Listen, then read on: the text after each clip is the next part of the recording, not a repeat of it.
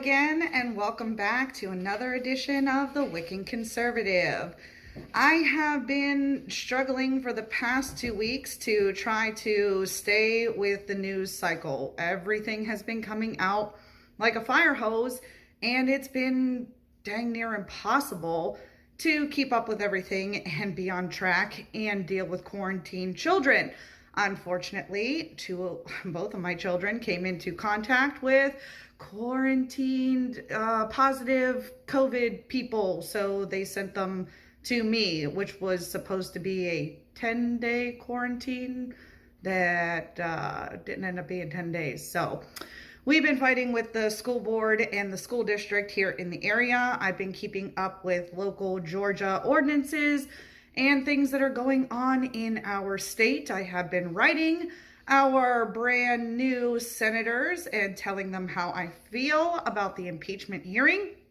And I almost forgot, it's Black History Month. So instead of bringing news to you guys today, I was actually set up to do the impeachment with you guys. But I figured, you know what? Let's do something different for Black History Month.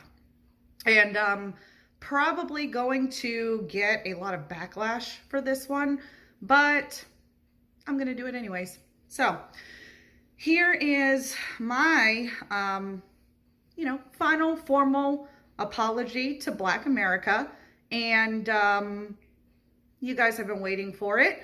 So I'm going to apologize. And during Black History Month, I want to sincerely speak to my Black American friends, my Black American brothers and sisters, everybody that considers themselves a minority, anybody that feels systematically oppressed, anybody that has any feelings of angst or hurt or harm due to racism.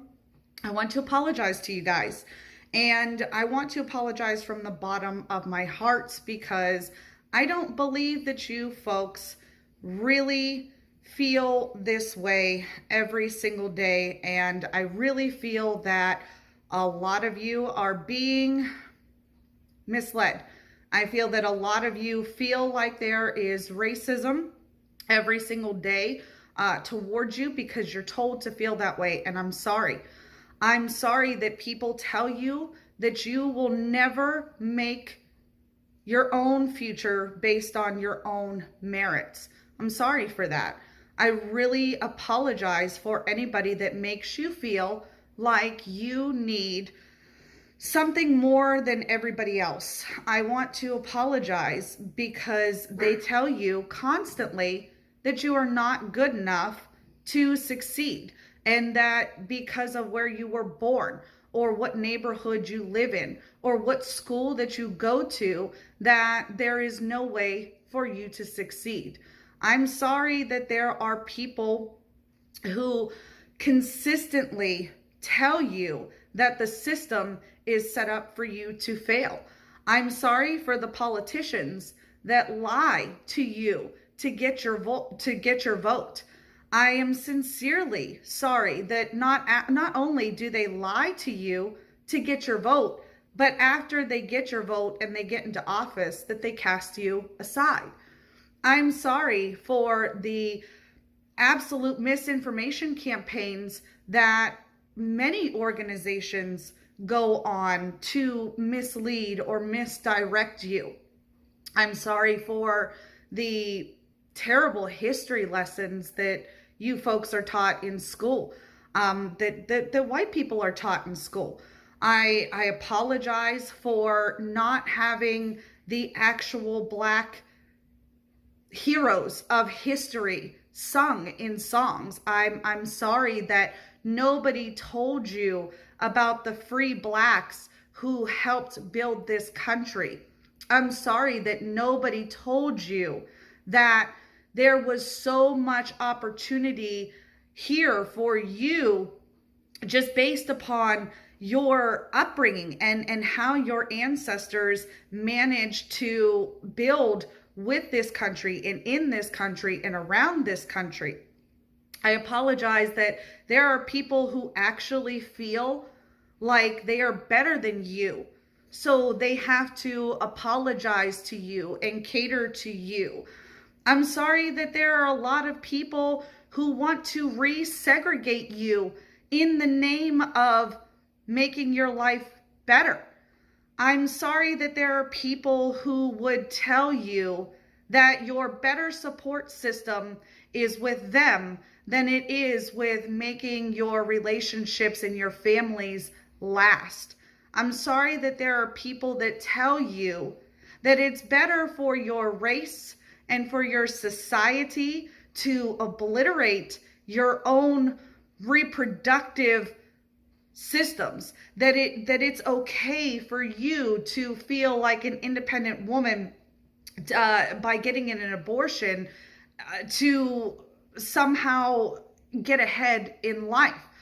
I'm sorry that there are people out there who continuously push these narratives and pull at your heartstrings and pull at wounds that could be very real for you.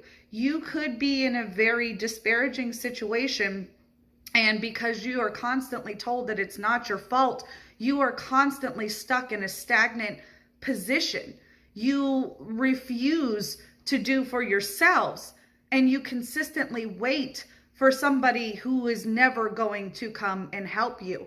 And for that, I am really, really sorry, because there is absolutely nothing in this country that holds you back but yourselves. And not only that, but it's also buying into these ideas and these narratives and these disparages.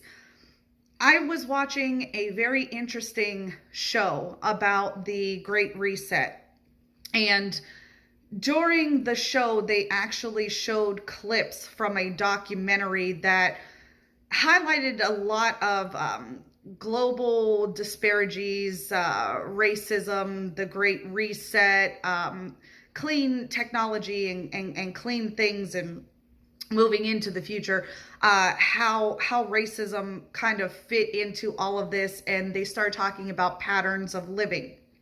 And I think the patterns of living are very interesting to explore. They're very interesting to know about. They're very interesting to learn about.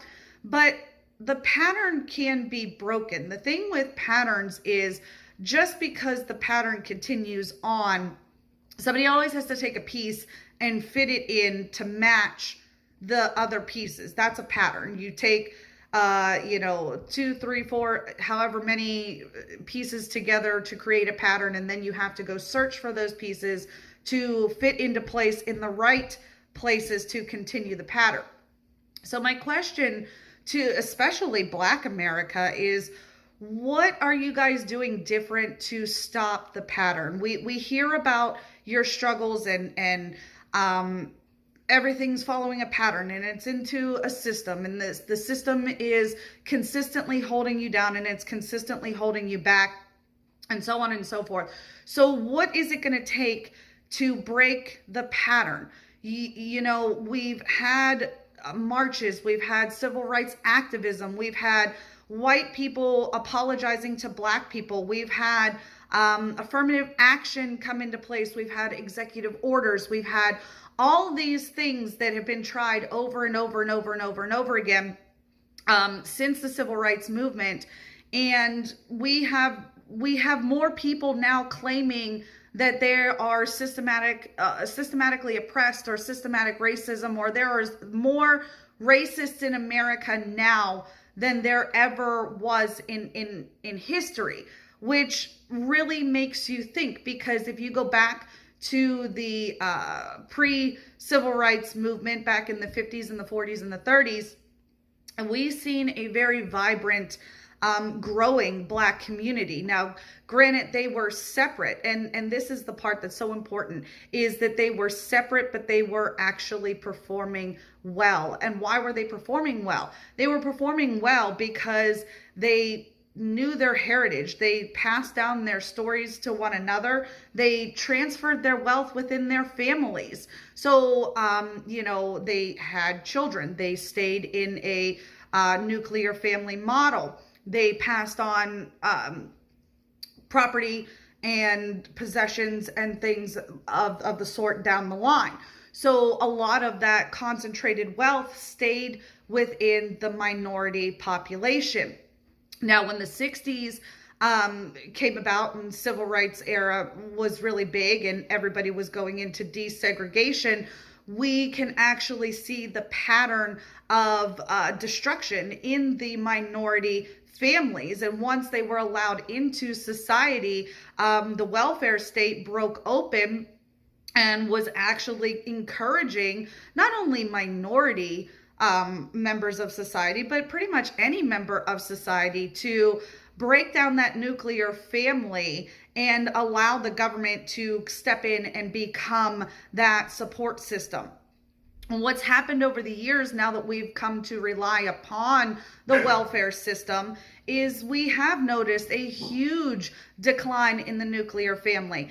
And correlation doesn't always equate causation, but it's pretty interesting to me looking throughout history and watching the deterioration of the nuclear family, especially in the Black communities, to the rates of crime that we see now, to the single unwed mothers statistics, to the divorce rates, and then of course the Planned Parenthood rates, which, if you want to get technical, I am rather libertarian when it comes to that standpoint. If I don't think that government should be involved in healthcare at all, then I don't believe that the government should be involved in your personal health choices. We can debate that issue. I'm not saying that unborn children aren't live, that they aren't humans. I'm not saying that I believe it isn't murder. I'm not saying any of that whatsoever. But what really irritates me, especially about the Black minority population and Planned Parenthood, is the birth rates and the fact that they are not even producing enough to keep up with the birth rates, that we aren't repopulating in the numbers that we need to repopulate in order to keep just our country's birth rates up. Now, when you look across, and I highly suggest looking up Paul Joseph Watson, there's a lot of videos that he does concerning the birth rates and comparing and contrasting across the board. So when he actually started talking about the birth rates in Africa as compared to the birth rates in, say, China or England or in the United States, they're producing at a very high rate, and they are definitely hitting their repopulation numbers in Africa. So what is the difference whether the Africans are having babies or Americans are having babies? As a matter of fact, the African American population is becoming part of the climate narrative victims here whenever they're told that, having babies is bad for the environment and you should be doing your part to make sure that you're not increasing global warming and, stealing resources from the people here on this earth. So when you start talking about those sorts of things and you start pitching it in a way that minority populace actually starts taking this and hurting their own population with this information, you really need to start questioning why you're listening to these people. And I'm sorry. I am so sorry for these people, because I couldn't even imagine what it's like. If you want to talk about racism and you want to talk about disparity, one of the most insulting things that I can even think of is being told that you're not good enough, being told that you will never be good enough without somebody else's help. And it's insulting, and it makes me hurt for you. I'm sure that you guys have run into racist people. I've run into a lot of racist people, as a matter of fact. Maybe not even just racist, just don't like me. Maybe that's what it is. Maybe I have a very abrasive personality. I don't know. But what I'm saying is we all kind of go through these experiences in life, and the only population that seems detrimentally hurt time after time after time after time again is the Black population, listening to these stories and these perpetuations of hurt or harm done to them. It sickens a lot of us. And I know that Candace Owens in particular has been talking about this quite frequently, and she's like the first person to really come out and say it on a mainstream media tabletop and say, guys, that in and of itself is racist. Telling me that I can't succeed because I'm black, telling me that I have, whether you're doing well or not. Think about that for a second. Whether you are successful, whether your family are property owners or business owners. I mean, we're not even going to get into what they did to Uncle Ben and Aunt Jemima. But when you look at these people and they're being told it doesn't matter how successful you are, you're still being discriminated against. You still don't have the opportunity to be held on a level platform, that you aren't equal to somebody else. So my question kind of goes down to, is this a feeling of inequality that we're trying to justify here? Or is this actual inequality? So when you talk about having options to move, right now in the pandemic, they're restricting your options to go into states. They're actually screening people into states. We were told that that's a good thing, but you're telling the black community that, no, that's not a good thing. Being able to move around and change your location and get out of where you feel is a bad place for your family and get into a place where it's good for your family, that's wrong. So that's a contradiction in and of itself. Being told that, their schools are subpar. Let me ask, how many of the black community, parents, grandparents, neighbors, people that maybe don't have kids, how many of you are going to these school board meetings and speaking up for a better curriculum for your kids? We aren't going in and asking for better curriculum for our kids. You're going in there and asking them to consistently teach and tell your child that they'll never make it in life if they don't have the government to back them up, or if the government doesn't pass a law to make things equal for them because mean old nasty white people don't like them.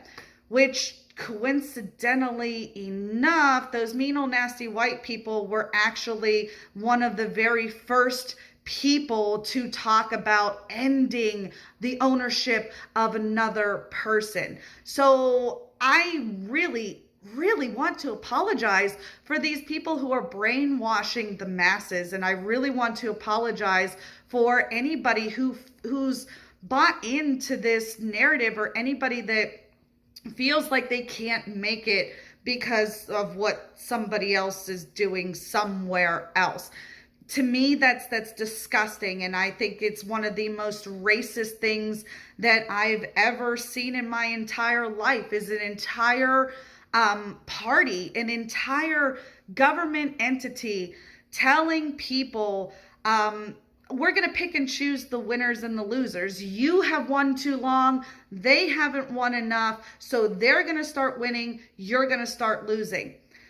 I hate to break this to you, and I'm going to wrap this up really quickly here, but this country was founded on the idea that all men are created equal. That's men, that's women, that's thee, that's that's they, that's them, that's her, that's him, that's shim, that's everybody. Everybody is equal. Now, the only thing that we really need to focus on, guys, is not infringing upon other people's liberties.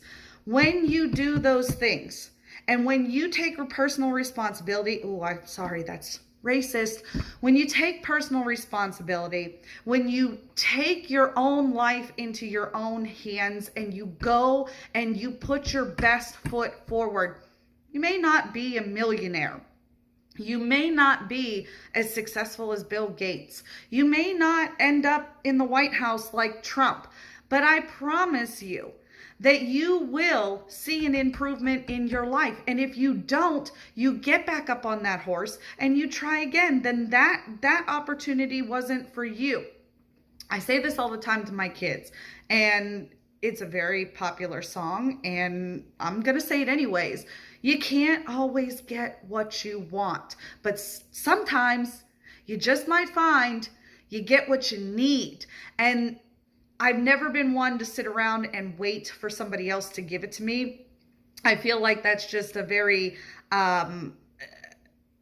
inconsequential way of living. There's no high risk, there's no high reward, there's no ups, there's no downs. You don't have that euphoric feeling of accomplishment. You're just waiting for somebody else to give you something. And I know that I've said this in other videos, but slavery is complacency. And I'm not going to steal that line without giving credit to Chris Ann Hall, because that's where it comes from. But she hit the nail on the head, and I love that saying. I love it, and I'll say it all the time.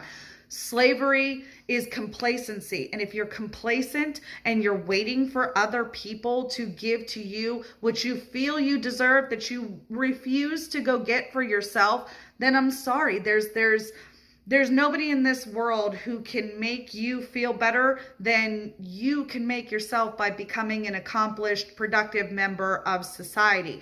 And that doesn't always mean having your name in lights and being famous or actually having becoming a household name. That has nothing to do with it. In my own personal life, just having successful children who are doing well in school, that's a big accomplishment for me. Having a little piece of land that nobody can take away from me, it's mine, that's an accomplishment. Actually, I thought about it. It's going to be 14 years that me and my husband are together. That's an accomplishment. These are little things that don't mean anything to anybody else, but to me, they're a huge dopamine hit. They make me feel good about myself. They make me want to strive to do more for not only my family and myself and my husband, but to get this energy out to the people and say, hey guys, look, we started, I was 18 years old. I was homeless. I went to jail. I have all these things in my past that I've overcome, and this is now where I'm at. So in Black History Month, as a white woman who's just sick of all of this, sorry. I'm sorry.